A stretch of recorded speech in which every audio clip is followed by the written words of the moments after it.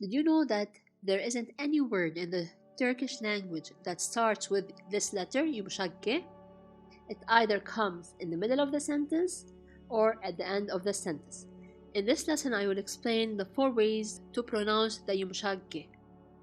We have 4 cases. First case is when you want to spell it as a Y. Now, when do we spell yumuşak as Y? When it comes between 2 vowels. We have A. Now this is the Turkish word. This is not a Turkish word. This is the way you spell it.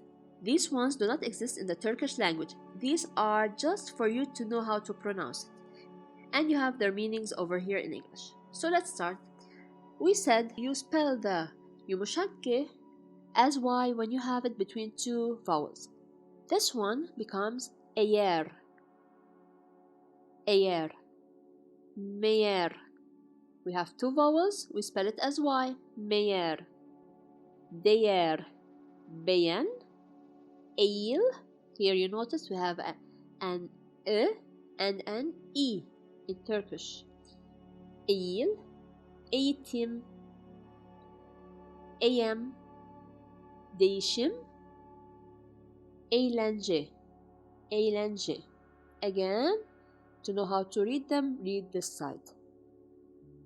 The second way to spell the yumuşak is long vowel. Uzun ünlü. Uzun means long, ünlü means vowel. How do you spell it? If you have 2 similar vowels between the yumuşak, what do? You spell it as these vowels. Like here, I have a, yumuşak a, so the yumuşak becomes a. This is uzun ünlü. Ağaç is tree. It means tree. Ağaç. Again, I have u, the u. The yumuşak will become u. Ku. The third one will be read as here. Ur. Düğüm. It's uzun. Uzun means long. Düğüm. Loop. Kan. Uğultu. Uğultu. This one, we have an a here and an a here, and the yumuşak becomes a. Mara. Mara. Arman. Düğün. Yiğit, which means brave. I advise you to practice these a lot to get used to spelling them in the right way. We have 2 more ways to spell the yumuşak.